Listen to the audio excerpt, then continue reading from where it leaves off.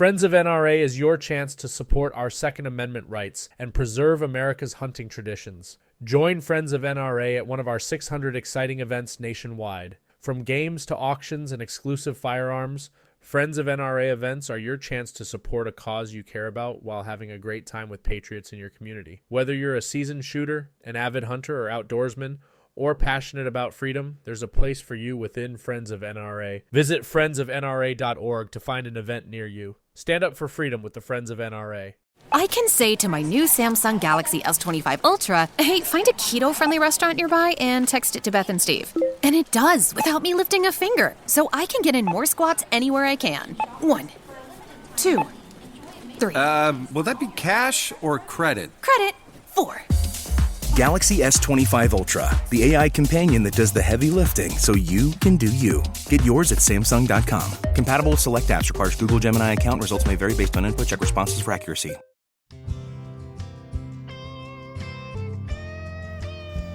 Welcome to DSC's Campfires with Larry Weissoon, a unique blend of hunting, fishing, wildlife conservation, and the outdoor lifestyle. DSC's Campfires is brought to you by DSC, Conservation, Education, and Hunter Advocacy. Hornady, accurate, deadly, dependable. Taurus, award-winning revolvers and pistols. Stealth Vision, high-tech, precision-driven equipment for the modern hunter. Mossberg, American-built, American-strong. Vineyard Max, deer attractants created for the aroma of success, game feeders, and other innovative hunting products. Red 55 Winery, signature wines from the Emmy Award-winning country artist Miranda Lambert, owned by Rick and Beverly Lambert. In California, of all places, hunting Columbian blacktail deer on the Steinbeck Winery, and guess who I should run into? Nobody else but Brooks Hanson with Camp Chef. Imagine running into somebody like Brooks in California. Brooks, it's such a pleasure to spend time with you here. What are you doing here? Well, when I heard there was deer to be killed, grapes to be picked, and food to be cooked at a winery, I had to come. So yeah, lucky enough to get an invite to come down and hang out with you guys and see you guys do the best you can at putting some deer on the ground, and then we'll see what they do on the grill. Well, I think you're hunting as soon as we finish this this little discussion right here. But this is also not your first time here, is it? No, this is my 4th time. Ryan Newkirk, who puts this on, is a really good friend, awesome guy. We met back in 2017 and kept in touch, and I get down here every once in a while and get to drive around in the trucks and get a sore neck looking up and down all the rows and hopefully get some deer on the ground. Well, this is truly a unique hunt, and we'll visit more about it a little bit with some of the other guys, and maybe come back and revisit this after you take your deer as well, too. But it is truly unique hunt in the fact that we're in a vineyard. We're hunting a vineyard, and these folks are so very gracious to really, and they love wildlife. And so rather than fence the animals out, as so many of the vineyards here do, they embrace these deer, and it's an absolutely great pleasure to be here with you guys, but also to hunt this situation. And it is. You're driving down in a vehicle, and you're looking, and once you find the animal, then you figure out how you're going to make the stock and all those other kind of good things. Let's visit a little bit about Camp Chef. I've had the opportunity to play with, or cook with, or however you want to look at it, several of your products in the past through Luke Clayton, who Luke and I do a podcast also together called Camp Talk with Luke and Larry for 20 Classics, and then we do some other stuff, radio shows and TV shows and all that. But I really felt like I knew you before I got here, just listening to Luke and talking about Camp Chef. So for those people who have been living under a rock and don't know about Camp Chef, let's tell us a little bit about Camp Chef and what all is involved with that particular company. Awesome. So Camp Chef's been around since 1990, so 33 years. Oh my gracious! Yes. Yeah, and we were really founded on there had to be a better way to cook outdoors. The founder and previous owner of Camp Chef. He was cooking for a large group of hungry Boy Scouts that I'm sure were annoying like Boy Scouts were, and all he could find to cook on was a small little gas stove, like a real small white gas Coleman style stove, and it was frustrating. He couldn't feed a large group, And he's like, there's got to be a better way. So when he got back from that scout camp, he went shopping and he could not find a better way. So he said, I'll create one. He's an engineer by trade. Was fortunate enough to work for a company that gave him the green light to try and figure something out. And then he went out on his own and developed what is our Pro 60 stove, one that we've been cooking on this week. It's a 2-burner stove with 30,000 BTUs per burner. And it's a full modular cooking system, meaning you've got your burners and your heat source. Now all you can do, or now you get the benefit of adding accessories. One of those accessories is a flat top grill, a barbecue box, a pizza oven, different Dutch ovens and cast iron parts can go on it, and it's a great way, more robust way to cook outdoors and the ability to cook for a large crowd. From there grew with hundreds of products. And if you can cook it outside, we make something for it. So anything from your back patio all the way to the backcountry. So hunt camp, hunting leases, anywhere you're going to be off grid, we've got cooking equipment or cooking gear that meets your need. Let's go back to almost the basic. You mentioned cast iron. Why that? What's the fascination with you or with a lot of people? Where do you think that fascination comes in with cast iron? Well, I think cast iron, when you think of cast iron, I think you think of American heritage. I mean, pioneers, founding fathers, what did they use to cook? They had fire and a pan. And that pan was something that had to get hot and fast, that was easy to clean, and that would last. And they didn't have the luxury of making like this enamel or this lighter metal or aluminum or whatever people would cook with. They needed something that could sit in the back of a wagon, could sit on a ship, and that could come across the plains. And cast iron I think it goes back to all of our roots. And there's great companies that still manufacture cast iron today. I think you get, more importantly, an even heat dissipation. So you're not getting a hot spot. It's thick, it's iron, it's heavy duty, the heat is even, and it'll hold heat a lot longer. You can bake in a Dutch oven. When you didn't have ovens back in the day, if you use some coals on the top, coals on the bottom, it becomes an oven. You can saute, you can grill, you can do so many things, and that's really what outdoor cooking was founded upon. And so it only makes sense for us to be manufacturing cast iron, and we've done so for 30 years. To me, cast iron cooking is so much fun to begin with, and it tastes better as far as I'm concerned. No matter whether you're in a camp or whether you're in a luxury kitchen. You think last night we seared some backstraps off in cast iron. I roasted carrots in cast iron. We fried chicken wings in cast iron. I mean, this is all on a unit on our smoker sidekick next to it. Right. So we had the smoker plus the burner plus cast iron and 3 stable products. And we made a great meal for 12 of us. And it was a great meal. Yeah. Oh my gosh, it was out of this world good. Tell me a little bit, okay, let's say that I'm just going to develop my own little hunting camp. And I need something to cook on. Obviously, we've talked about the cast iron, so that'd be something to cook with, and in. But what of your units would you recommend to somebody that's going to have maybe 3 or 4 people in camp at the most? And you're going to spend, mostly cooking early in the morning, maybe a little during the middle part of the day, and then some late at night as well, too. I would say our Camp Chef Pro 60 stove or any of our 2-burner stoves, like our Explorer, our Yukon, our Pro, or our Pro 60. The Pro 14 stove is what it is. It's 2 burners, 60,000 BTUs, and it's fully modular. Also very portable. You can put it in a carry bag, throw it in the back of the truck, take it to hunting camp. And now you've got 2 burners. You can put a flat top griddle on one side, you can put a grill box on the other. So in the morning, you said 3 meals, bacon, egg, and breakfast for the 3 to 4 of you in camp. Or you've got, anything to make a nice breakfast. Lunch, you come back, you can grill some burgers or hot dogs or bratwurst. And then come dinner, you've got a flat top option, you've got a grill box option, you can even buy a pizza oven for it. So if you're going to bake, or maybe you're grilling some of the venison that you harvested that day. So that would be the best option. It's fully modular. You can do so many things with it. You mentioned the pizza oven type of thing. Now, it's not restricted simply to make pizza, is it? No, it's not. It's a quarterite ceramic stone, just like your wood-fired ovens, but it can get up to 900 degrees.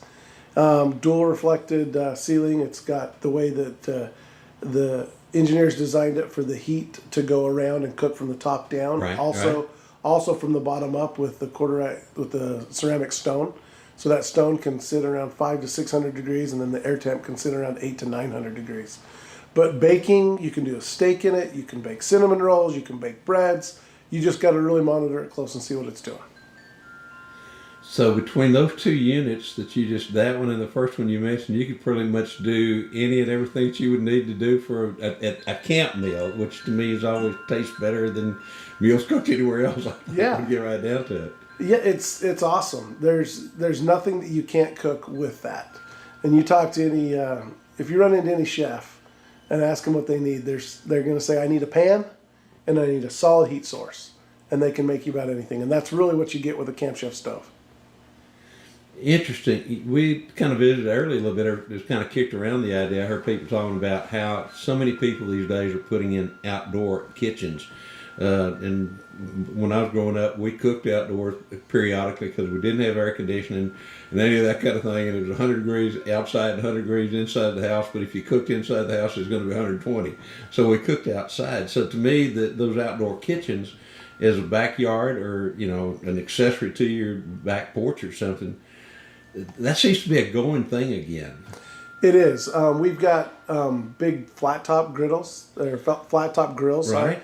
that are on carts that we're getting pictures sent into our office weekly of people sending this is how I fit this into my built-in kitchen, and it's fun to see that. It's fun to see people get creative, and that outdoor kitchen doesn't have to be custom. No. The cool thing is you can have a nice patio, and you can buy a couple products. And there's nothing you can't cook outside and keep the heat out of the house.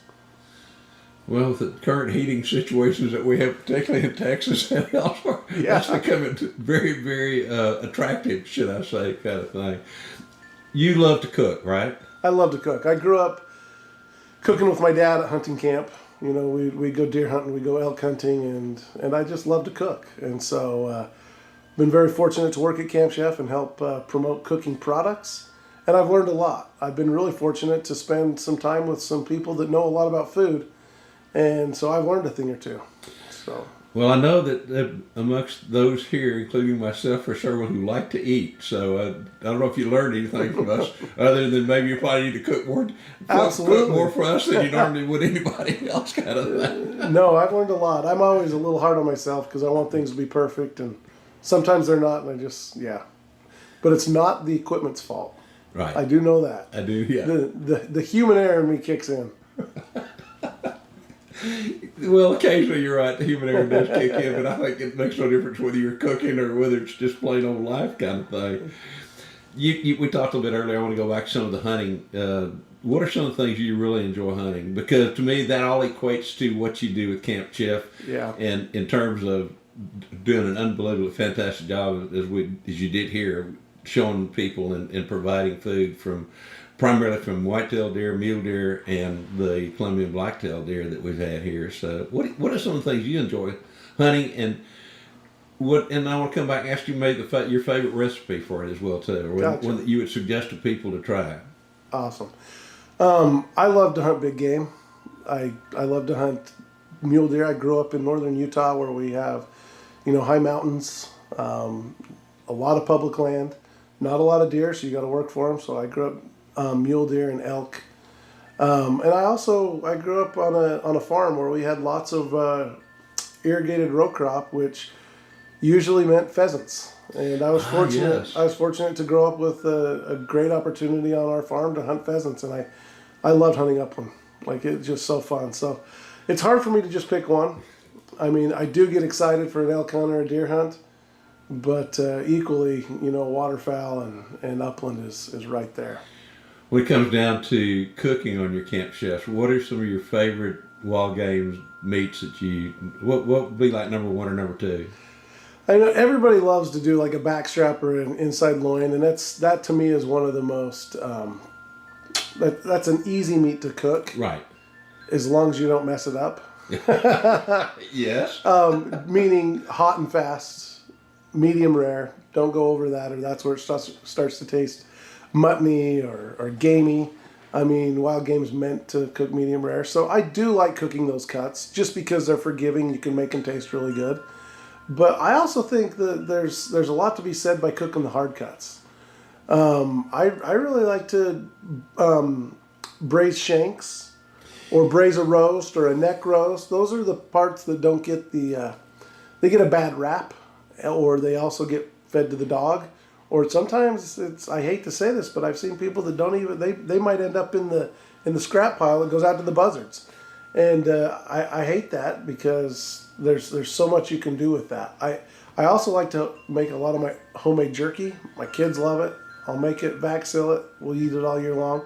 And the whole meat jerky is really easy out of the front quarter or even some of the hind quarter. But yeah, it's hard for me to say one particular cut or one recipe, but the loins and inside loins are pretty hard to give up, but as is the tougher cuts, the roasts, the osobuco, the shanks. Yes. So, to me, years ago, when all the shanks were cut up to be ground up. Yeah. And into hamburger or mixed with something and was made in a hamburger. And I was in a hunting camp in New Mexico, and they a great camp chef there, and that guy, I never knew what it was to start with. And one day I said, that is some of the most fantastic meat I've ever eaten. I said, and it's wild game. It came off the ranch. I said, I know that, but what cut is that? Where do you find that piece of meat on an animal? They just started laughing at me. And he goes, why don't you come back here to that meat room, cool room. He said, come back here and I'll show you. And he started showing me where he was making those cuts out of those shanks. And I'm going, my God, I had no earthly idea. I would have never dreamed. But I guess it's that connective tissue that's in there that just kind of melts if you do it properly. You got to do it low and slow. Yeah. And you got to let it break it down. And you don't want to rush it. So if you start to speed it up, and the second you put higher temperatures to it, it's going to tense up, and it really can't break down as easy. So it's a matter of low and slow and being patient and just letting the cast iron and the stove do the work while you go play. And don't look, because if you're looking, you ain't cooking. If you're looking, you ain't cooking, huh? Usually in cast iron. I think you can get away with it with a roast. Yeah. But if you're baking, no.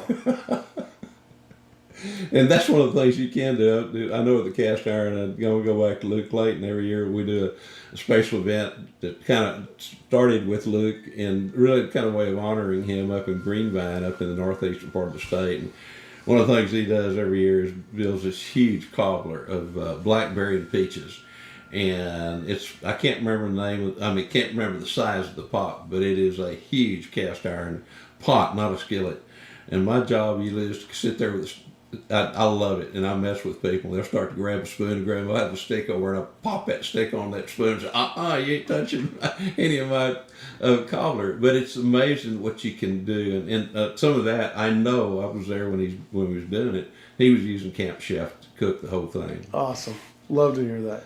There's so many opportunities, I think, in terms of being able to utilize wild game these days, and particularly more and more people are becoming aware of and cognizant of the fact that wild game is probably some of the best meat there is when you get right down to it, and it doesn't have, it's lower in cholesterol, and it doesn't have all the antibiotics that have been injected and all that kind of thing. There seems to be a great trend that way. For somebody that's kind of interested in thinking about, well, maybe, I'm going to go start hunting, I'm going to start fishing, I've got some, let's talk a little bit about Camp Chef, and this person is going to start cooking outside. Again, I want to go back to that one more time, basically probably the same thing you recommend in the past. But what are two products that you would recommend that they get, maybe three out of those? If they're just starting to get, well, I think our Pro Series stove, like our Pro 14 stove or an Explorer stove is one. I think another part that somebody's going to want is our Camp Chef pellet grill. Yes. Our pellet smokers have been awesome. There's some really cool innovative features that we've implemented into our products that really set it apart. Like our ash clean out, we have a patent on our ash clean out that makes it so much easier to clean. It runs more efficient. It's awesome. We also, in our new Woodwind Pro, we have a smoke box feature. And so that feature allows you to put larger wood chunks in there when you're cooking low and slow, so you can add more smoke and create a deeper bark Right. to your, Oh, yeah. to your meat, like an old stick burner. Yeah. Probably what you're used to in Texas. Yeah. Yeah. But you can get this out of a pellet grill, so it's a lot more convenient and set it, forget it style. So I would say a pellet grill would be one, and I would say any of our 2-burner stoves would be one, and then the last thing on there, I'd say a good couple pieces of cast iron. Absolutely, without a doubt. Cast iron's got to be there. It's got to be there. Got to be there. Brooks, for somebody to learn more about Camp Chef and to see some of the products that you've mentioned, where would you send them? Go to campchef.com. It's simple, easy. Campchef.com. Shop around on the website. There's hundreds of recipes. You can go to our Learn section on there. The Learn section can teach you about products. It can teach you about cooking methods. It can teach you about different ways to do recipes. A lot of cool, good information there at campchef.com. You can also follow us on all of our social channels. Instagram, it's at Camp Chef. Camp Chef Facebook page. You can find us on all the social channels. Absolutely fantastic. You got to go find a deer for this afternoon, so we Yeah. have some more food to cook on Camp Chef. So, I'm working on my first Columbian blacktail. So. well, you've had an experience here with us a little bit and got to follow us around some, so we're going to try to get out this afternoon, get you one, and we'll come back later and see how you did. And thank you so much for joining us here today on DSC's Campfires. And again, if anybody wants to learn more about Camp Chef, go to campchef.com. And only other thing I want to remind people of is that we got the DSC convention coming up in Dallas at the K. Bailey Hutchinson Center, January 11th through the 14th. They're in Homestead, San Antonio. They're in Dallas, and would love to see you there. And if you want to learn more about that as well, too, you can go to biggame.org, and need to get you there as well, too, Brooks. So, Yeah, never been. Well, let's see if we can't work on that and get you there, and we'll talk about that after this. We kind of douse this campfire. So, ladies and gentlemen, join us right back here next week, and we'll probably still be in California. We'll no telling who we'll run into while we're here. Brooks, thank you so much for joining us today. Thanks, Larry. DSC's Campfires has also been brought to you by the Crown Bar in LaGrange, Texas, Texas Wildlife Association, Habit, Our Gear, Your Adventure, Double Nickel Taxidermy, and Burnham Brothers Game Calls.